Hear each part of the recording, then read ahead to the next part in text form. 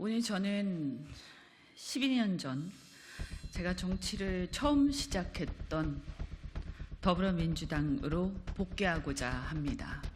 고향에 돌아오신 걸 환영합니다. 예, 감사합니다. 저도 열심히 하고 이번에 그 윤석열 정권 심판에 힘을 보태게 했습니다. 일종의 시대 과제가 되었으니까요. 네. 이 무능하고도 정말 무책임한, 저는 그 중에서도 무관심한 이 정권에 꼭 경종을 울려야 됩니다. 같이 네, 하시죠. 네.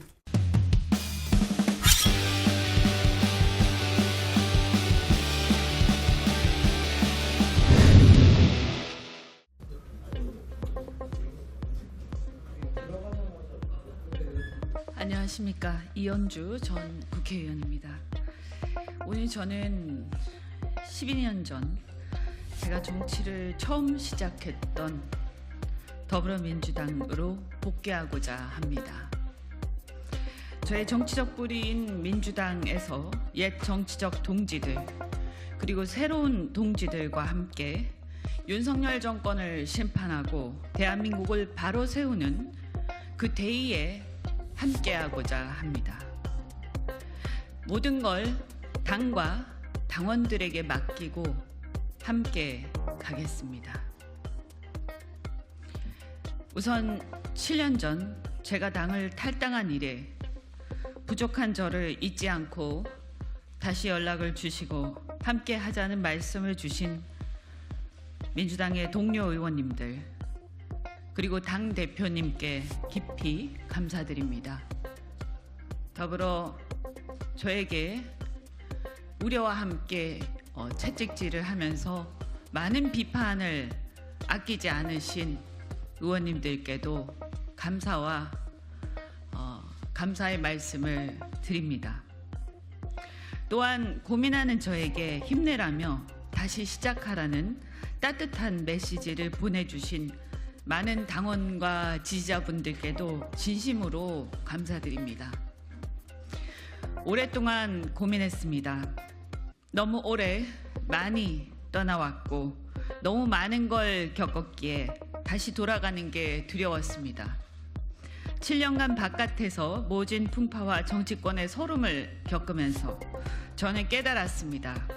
정치도 사람들이 하는 것이고 혼자 하는 게 아니란 걸 깨달았습니다. 이제 저는 제 정치적 뿌리인 민주당으로 다시 돌아가 초심으로 시작하겠습니다. 글로벌 대기업 임원의 출신으로서 민주당의 중도보수 외연 확장을 위해 영입되었던 저는 당시 거물 정치인을 꺾으면서 등장해서 민주당 당원과 지지자들께 많은 기대를 한몸에 받았습니다.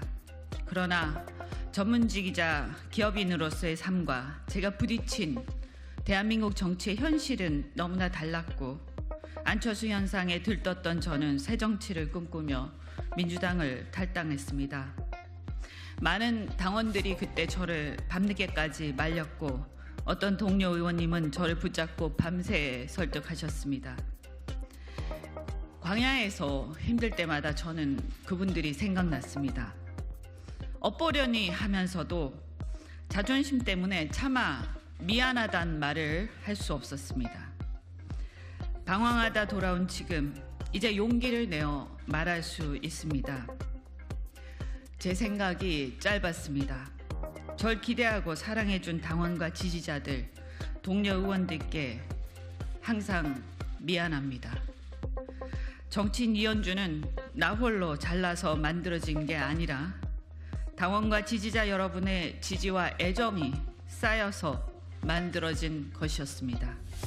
앞으로는 더욱 성숙한 정치인으로 성장해 갈 테니 믿고 지켜봐 주시기를 부탁드립니다. 정치는 공공선 실현을 위한 일이라고 생각합니다.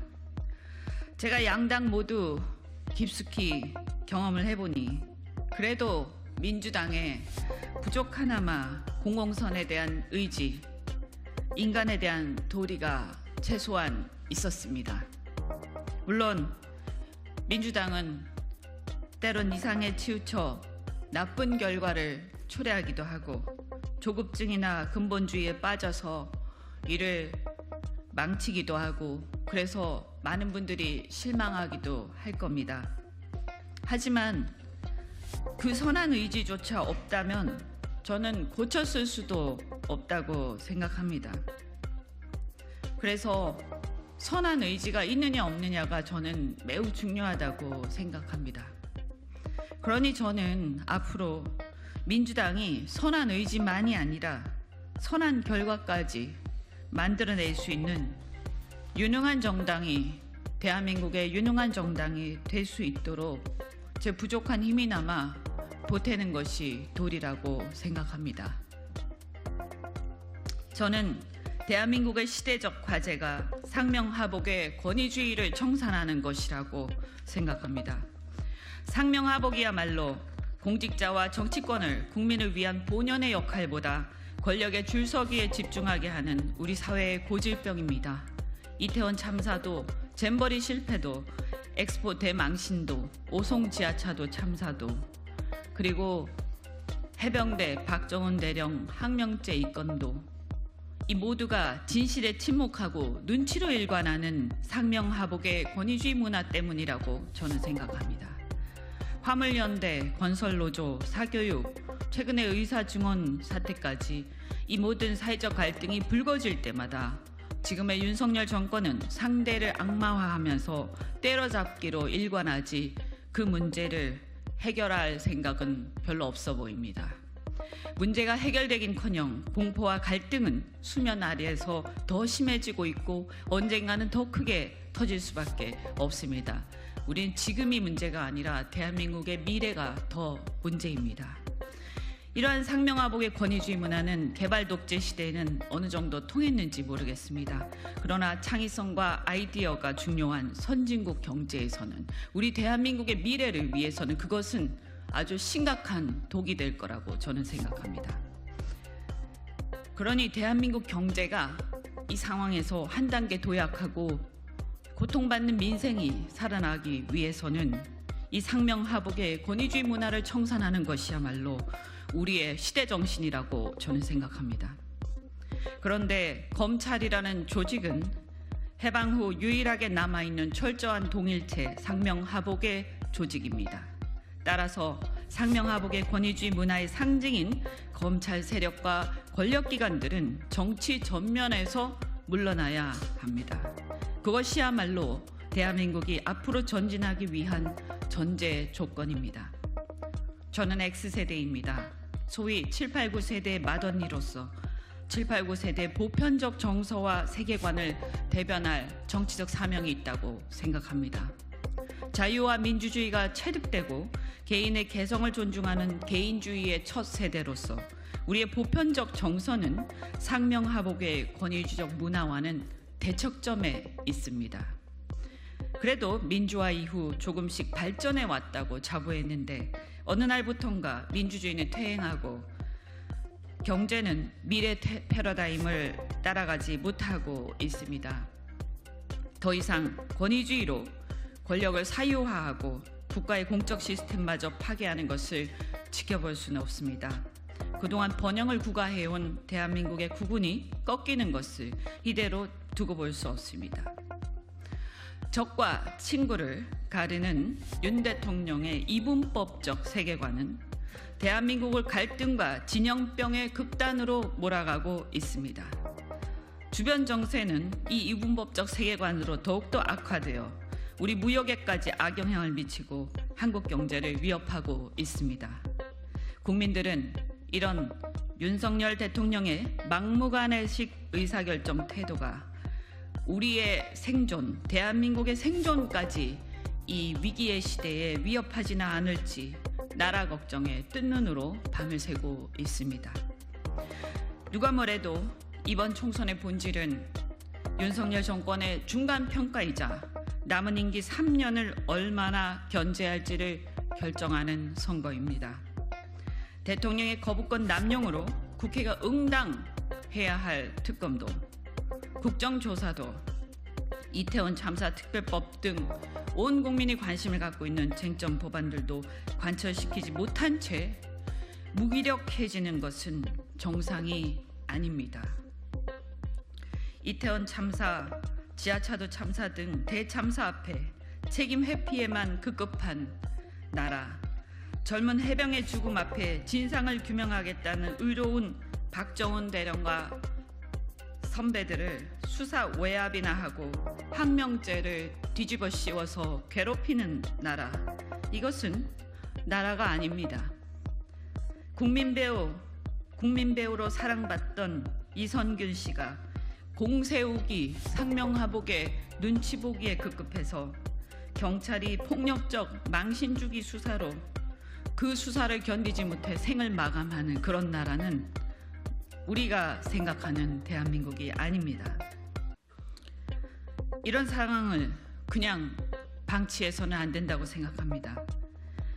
민주당에 실망해서 민주당을 외면하고 국민의힘을 잠시나마 쳐다봤던 우리 국민들에게 호소합니다. 그래도 제1야당, 힘있는 야당 민주당이 아니면 누가 현실적으로 이 정권의 폭주를 멈출 수 있겠습니까? 저 이현주 현 상황을 외면하지 않겠습니다.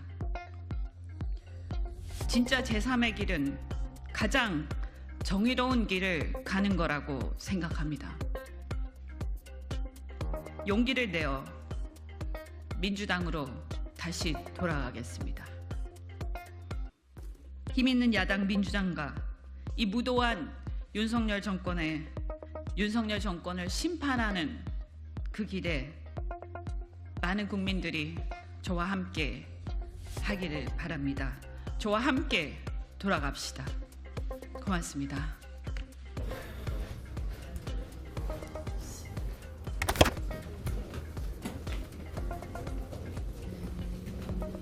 제가 아까 기자회견문 앞에 모두에 말씀드린 것처럼 모든 것을 당과 당원들에게 맡기고 함께 가겠습니다. 그 말씀으로 대신할게요. 금방 한 말씀으로 모든 것을 당과 당원들에게 맡기고 함께 가겠습니다. 맨 앞부분에 있거든요. 네. 그래서 제가 이 기자회견문을 좀 보내드려야 되는데 제가 국회에 떠나 있다 보니까 주소록이 없어서 또 급히 작성을 하느라고 못 보내드렸거든요. 이따가 리스트 받아서 기자회견문 보내드리겠습니다. 대표님과 사전에 교감이 좀 있으셨는지 그리고 정치인 따라 차담하실 때 어떤 말씀하는지 예정입니다. 그 차담을 하고 나서 말씀드릴게요. 네. 체크를 하십니까? 그때 상황 봐서 아마 간단히 하지 않을까 싶은데. 네.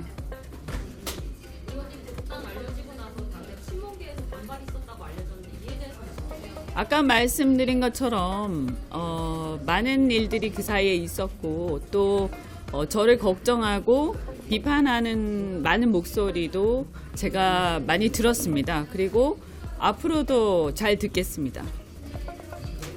장구가 이어지는데 막판 결심되기는 어떤 것인지 궁금합니다. 제가 말씀드린 것처럼 힘있는 야당, 민주당이 아니면 지금 이 정권의 폭주를 멈출 수 없다라고 생각을 하고요.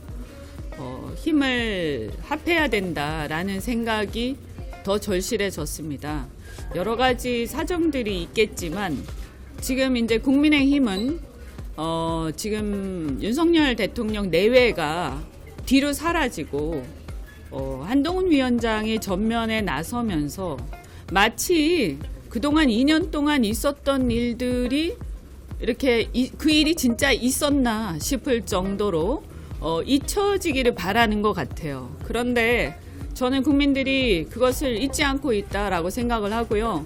앞으로 우리가 이번 총선이 마지막 그게 아닙니다. 정권은 아직도 3년이나 남았습니다. 정권은. 그래서 이렇게 3년이나 우리가 지나온 이 2년과 같은 시기를 우리는 3년을 또 견뎌야 하는 겁니다.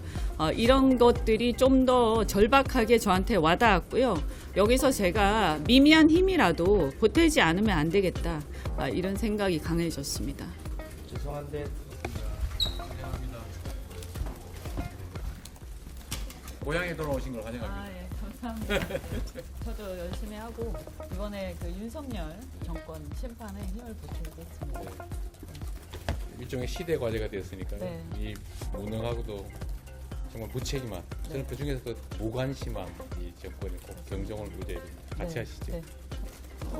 좀 상황이 좀 엄중하다 이런 얘기를 했습니다.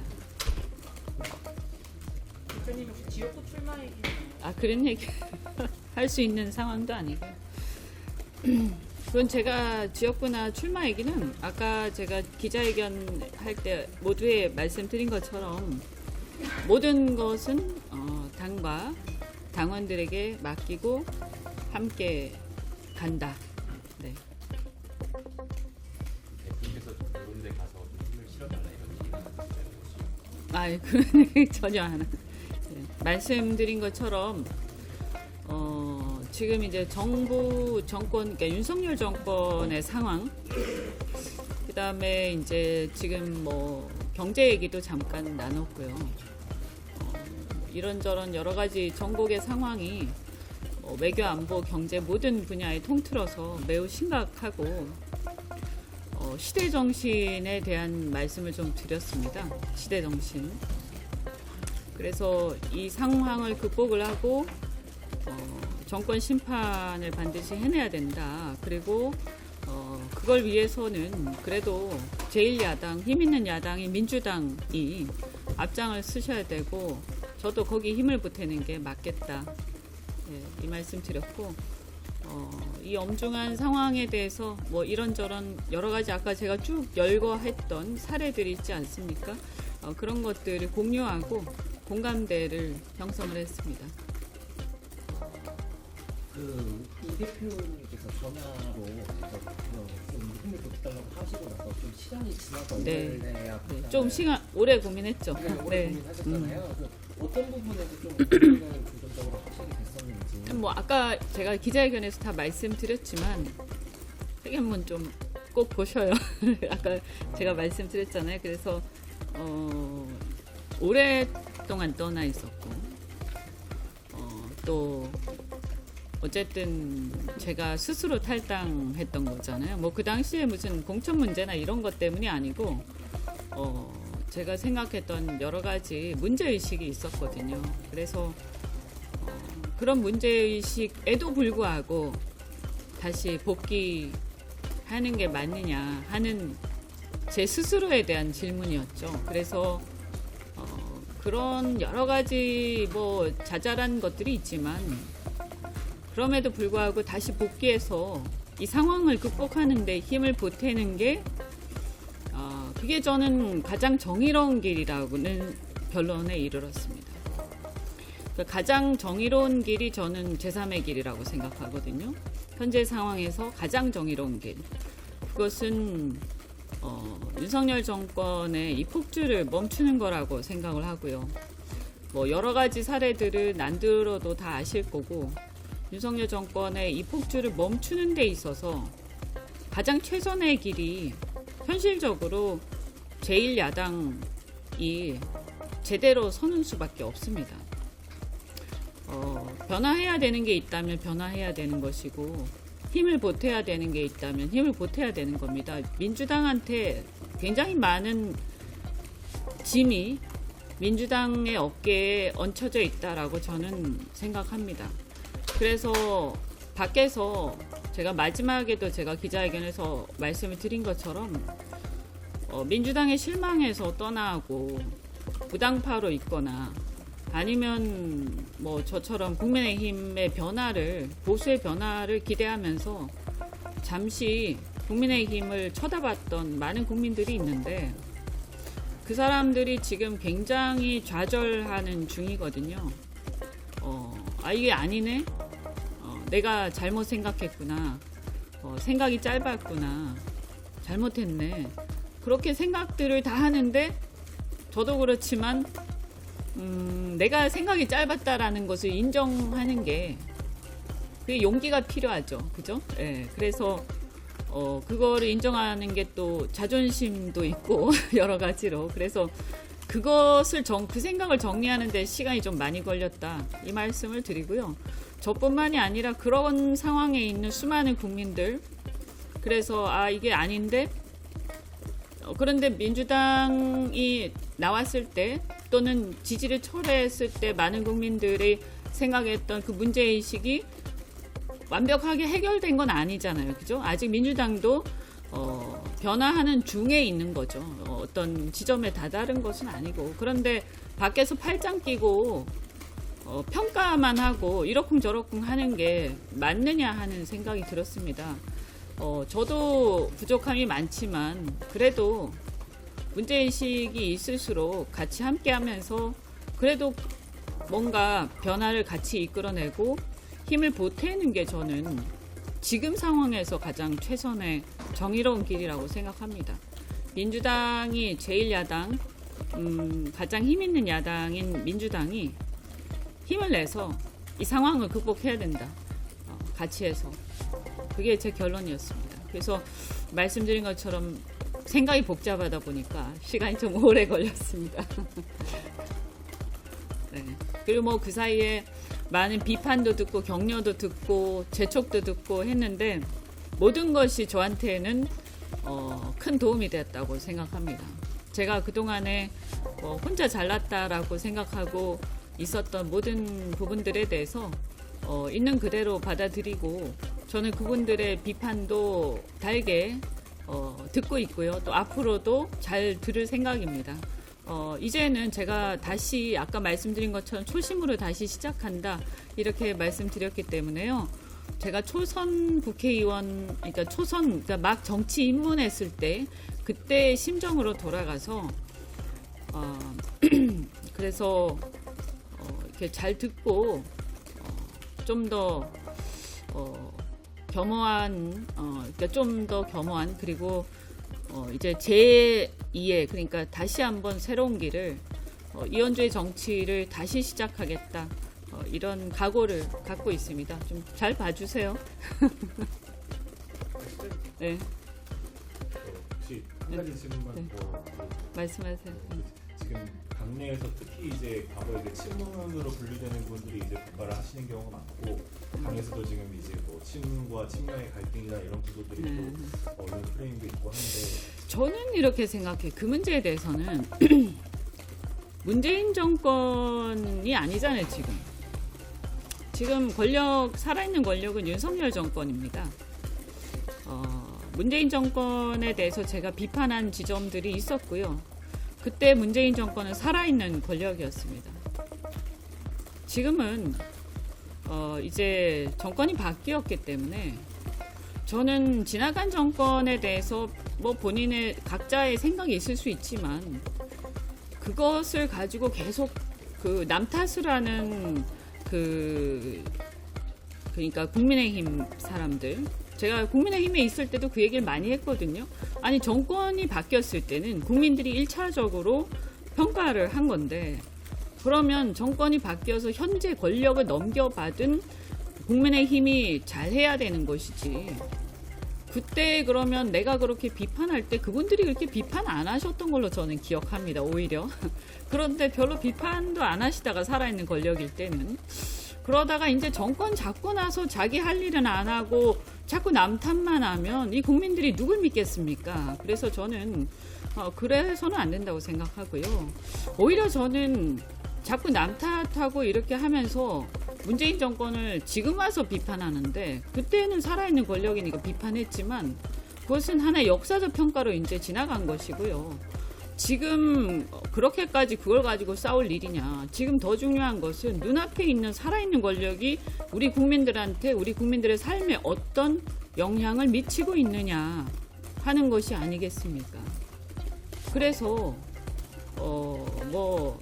여러 가지가 있겠지만 저는 그 길, 지금 당장 우리가 정치를 하는 사람들은 국민들을 위해서 하는 것이기 때문에 현재 국민들의 삶을 책임지고 있는 권력이 제대로 가는데 우리가 힘을 합해서 견제를 하자. 그리고 지나간 상황에 대한 또 저에 대한 비판은 저 달게 받겠다. 그리고 제가 잘못한 게 있으면 그것은 저도 반성하겠다. 우리 각자가 그런 생각을 가지고 앞으로 갔으면 좋겠다는 생각을 합니다.